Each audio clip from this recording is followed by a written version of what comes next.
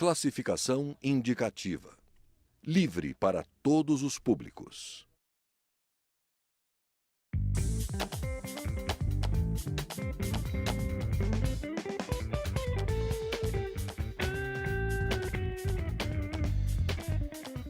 Olá! A Câmara dos Deputados realiza dia 19 de novembro o primeiro seminário da Frente Parlamentar contra o abuso e a exploração sexual de crianças e adolescentes.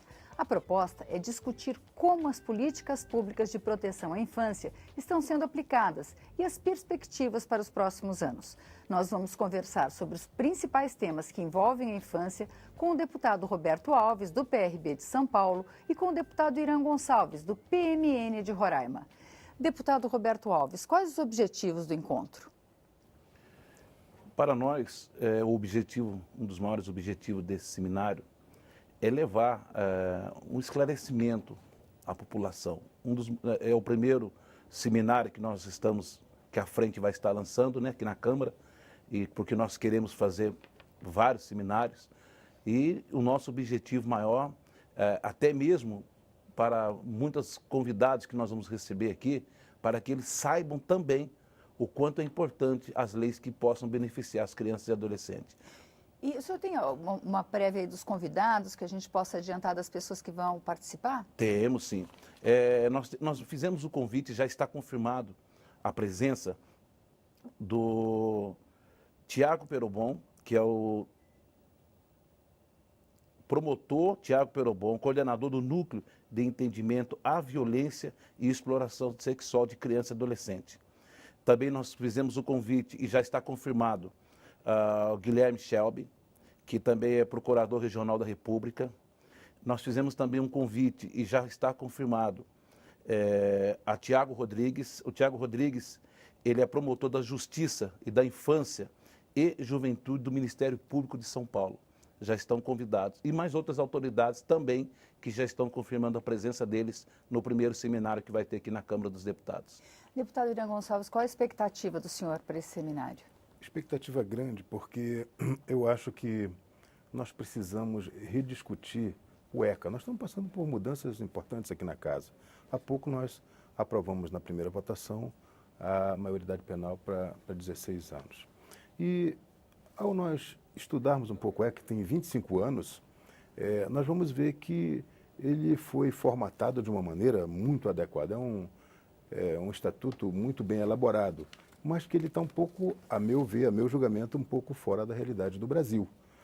Quando nós vamos falar sobre... Vamos abordar um tema aqui que é um tema muito importante, a questão do acolhimento. Não é? O acolhimento de jovens que têm problemas de relacionamento na família e que a família termina por tentar passar ao poder público aquilo que é uma atribuição da família.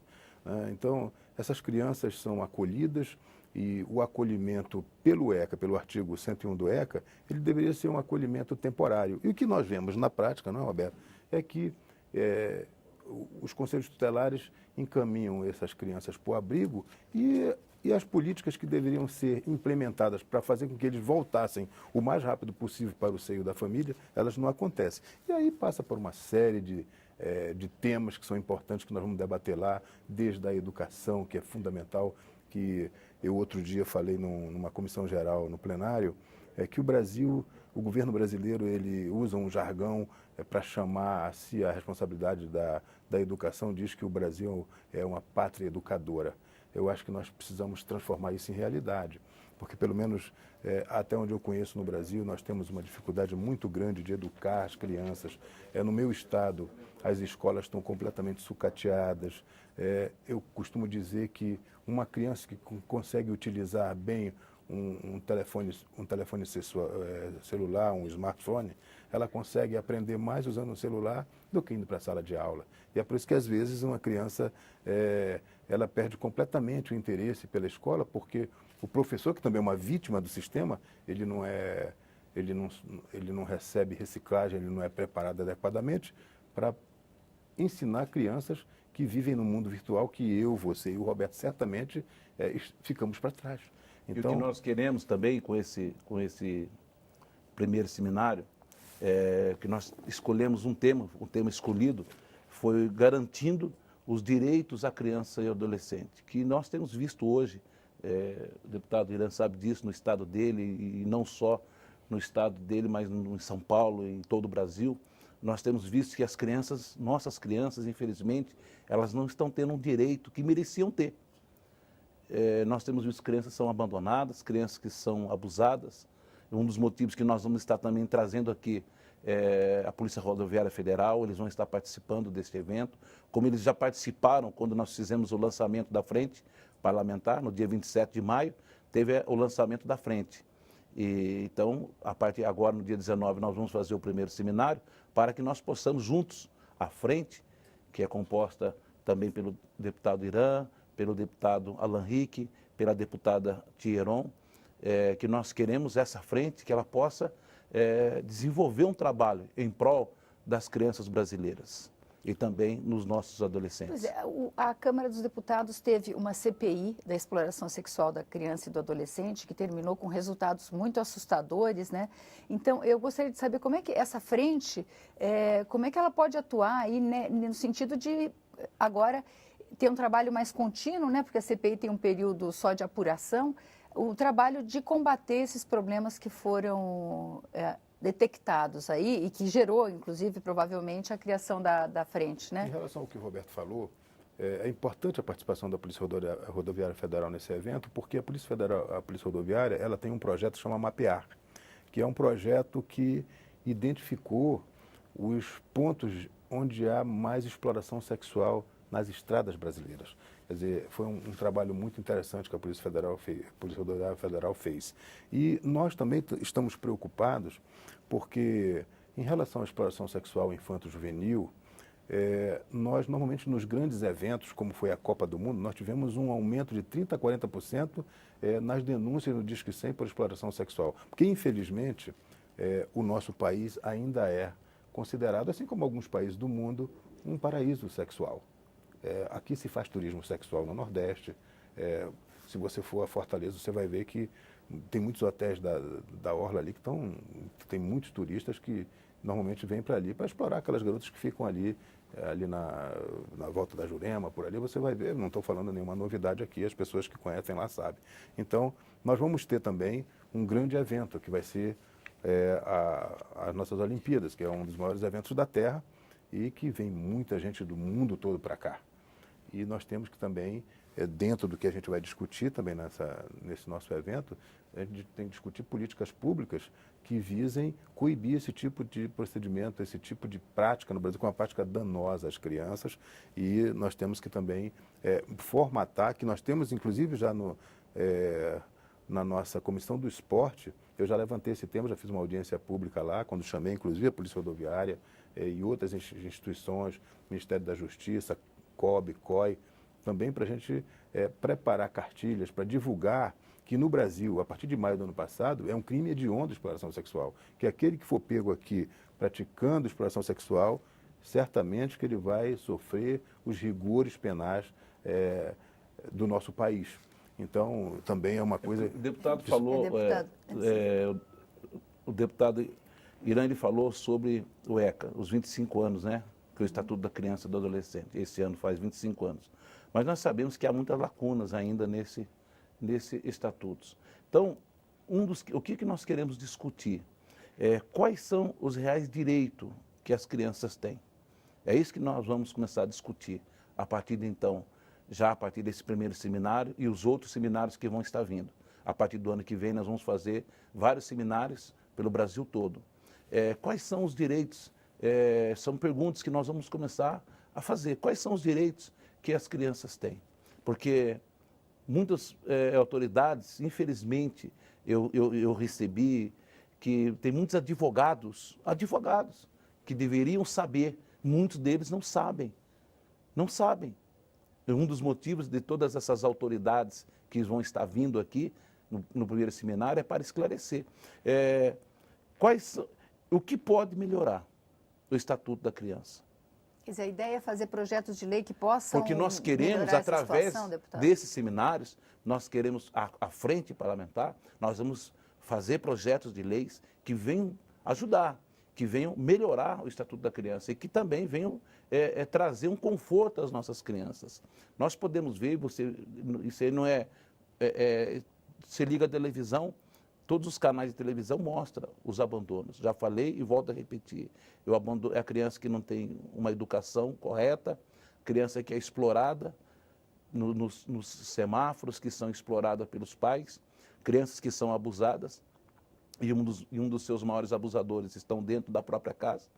Nós sabemos disso, que muitas crianças, a CPI, quando teve a CPI contra o abuso e a exploração sexual de criança, vocês viram o que foi que aconteceu, se levantou muita coisa, mas está parado. Então, o que nós queremos é dar continuidade ao trabalho. A frente, ela nasceu com esse objetivo. Vamos dar trabalho, continuar o trabalho e queremos desenvolver projetos de lei. A frente não é minha, a frente é do povo brasileiro. É para atender o povo brasileiro. A frente não é do deputado Irã, não é do deputado Alan Rick, nem da deputada Thieron. Essa frente ela nasceu para atender o povo brasileiro. E é isso que nós queremos fazer. Por isso que é o primeiro seminário. Nós vamos já em breve no estado do deputado Irã para a gente fazer outras audiências públicas lá. Nós vamos fazer também nas regiões metropolitanas do estado de São Paulo. A Thieron quer que nós vamos para a Bahia também, Natal, Rio Grande do Norte. Então, nós estamos tendo muitos convites. Os deputados estaduais e vereadores dos estados, eles ficam sabendo desta frente e eles querem que nós vamos até o estado deles também para levá-la a fazer uma audiência pública. Então, trabalho nós vamos ter. E vocês estão vendo aí a quantidade de problemas que tem. A gente só queria fazer um pequeno intervalo. A gente volta falando quem deveria proteger essas crianças, em que situação estão essas instituições. Até daqui a pouco.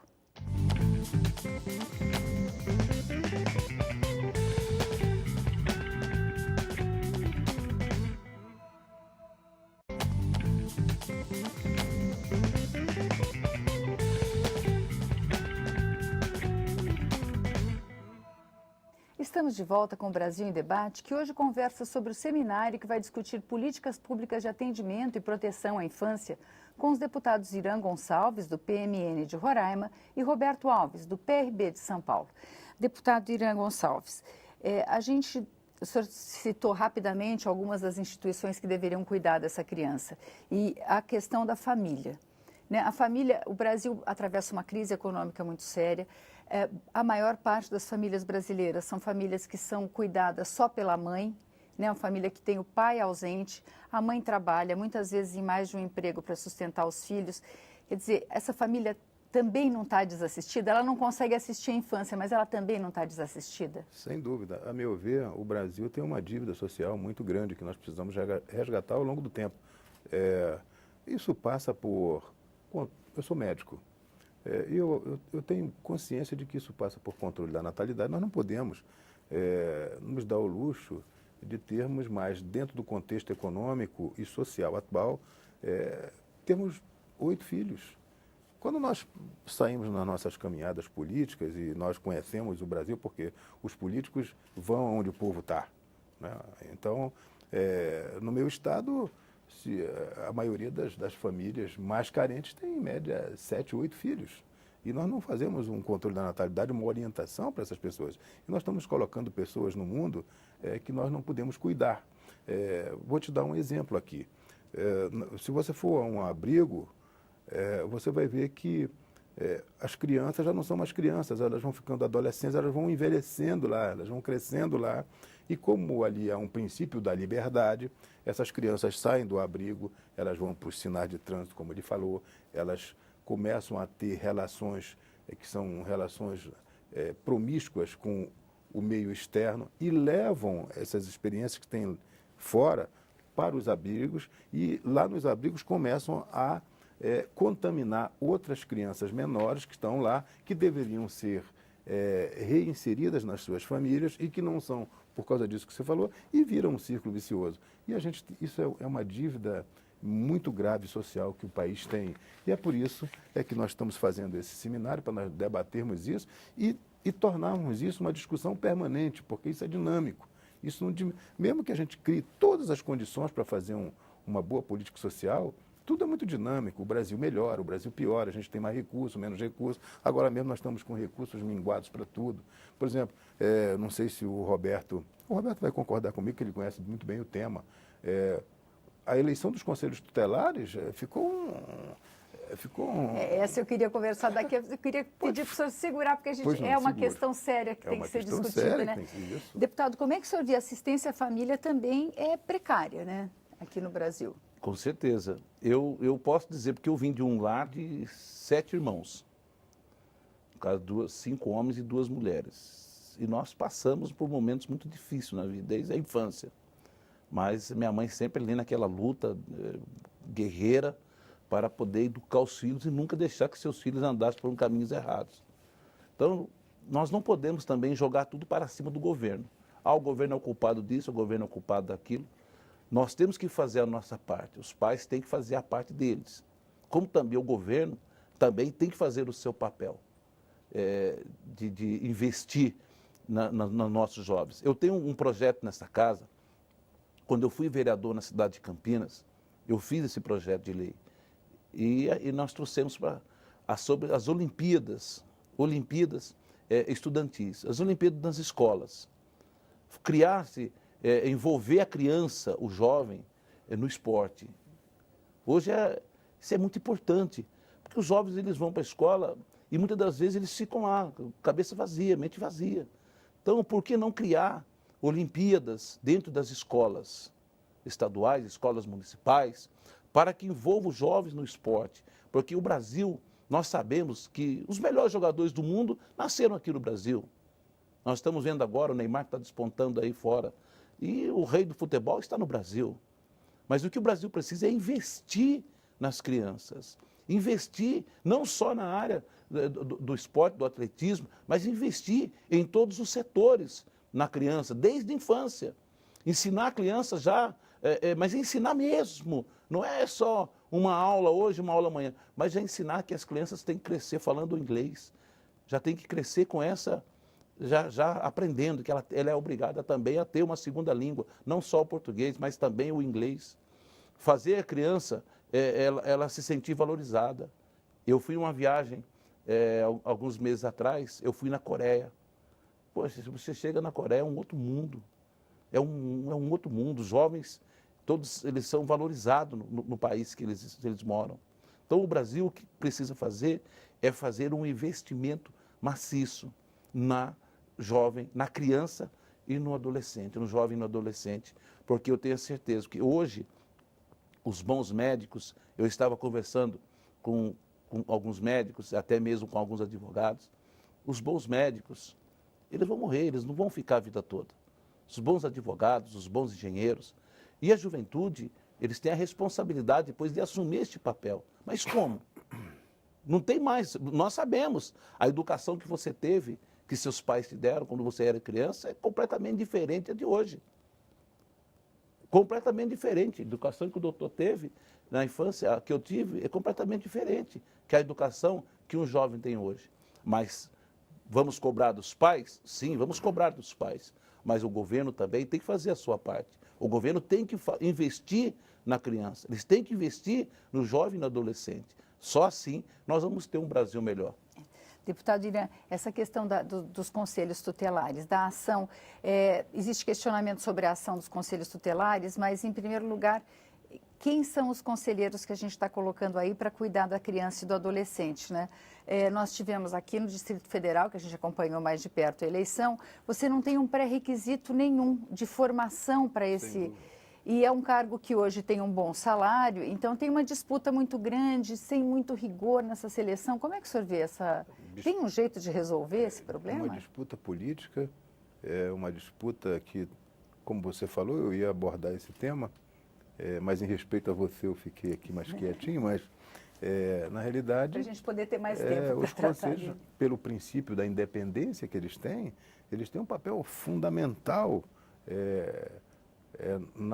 no cumprimento do ECA. Mas o que nós vemos na prática é que o conselho, quando o conselheiro ele avalia de maneira rápida que uma criança precisa ir para um abrigo, por exemplo, ele tem, através da lei da adoção de 90, ele já tem obrigação de judicializar. O Poder Judiciário tem que homologar aquela decisão dele. Mas, depois que ele decide colocar aquela criança ali, os conselheiros não avaliam, não trabalham no apoio às famílias para que essa criança volte. O princípio do acolhimento é um princípio de que ele seja absolutamente temporário e ele se torna definitivo.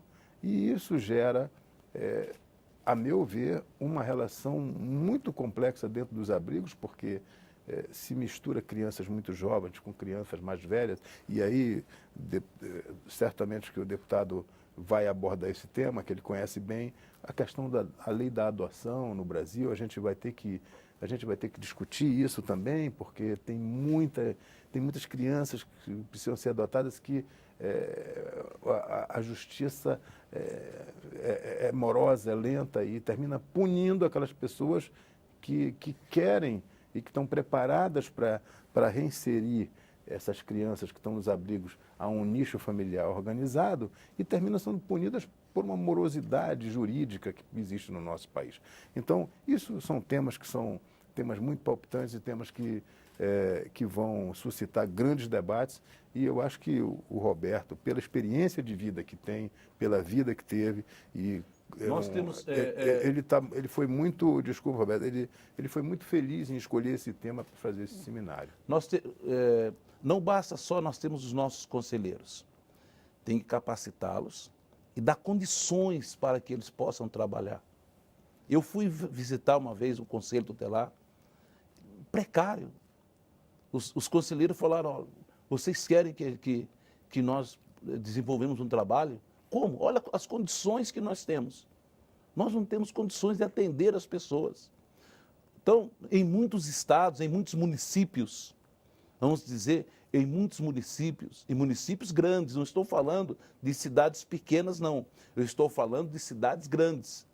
As condições que vivem hoje os conselheiros tutelares são precários. É ruim. Eles mostraram, ele falou assim: deputado, aqui, só para o senhor ter uma gestante, se chega aqui uma jovem gestante, ela tem que subir de escada, porque o elevador não funciona. Ela tem que subir aqui, ó. Nós estamos no 3º andar. Então, ela tem que subir de escada. Uma idosa que vem tem que subir de escada, porque o elevador tem elevador, mas o elevador não funciona. Mas os conselheiros estão preparados, deputado? E também, muitos conselheiros, muitos estão preocupados com o salário que pode ganhar. Por exemplo, na minha cidade, Campinas, um conselheiro ganha mais de R$4.000 por mês. É mais de R$4.000 por mês. Se não me engano, acho que é R$4.800. Então, é um salário bom. Mas aí eu pergunto, o salário é bom, será que ele está preparado? Muitos não estão preparados para dar um atendimento. Muitos não estão preparados para encaminhar uma criança. Por isso que tem que haver também não só uma eleição. Vai ter hoje eleição para o Conselho Tutelar. Mas temos que ter conselheiros, pessoas preparadas para atender uma criança. Não é fácil. Atender uma criança não é fácil. Resolver o problema de uma criança não é de uma hora para outra. A pessoa tem que parar, ela tem que pensar, a atitude que ela vai tomar tem que ser a atitude certa. Muito obrigada, deputado Roberto Alves. Muito obrigado, deputado Irã Gonçalves. O Brasil em Debate termina aqui. Você pode rever ou compartilhar este e outros programas na nossa página câmara.leg.br/Brasil em Debate. Obrigada pela audiência e até a próxima.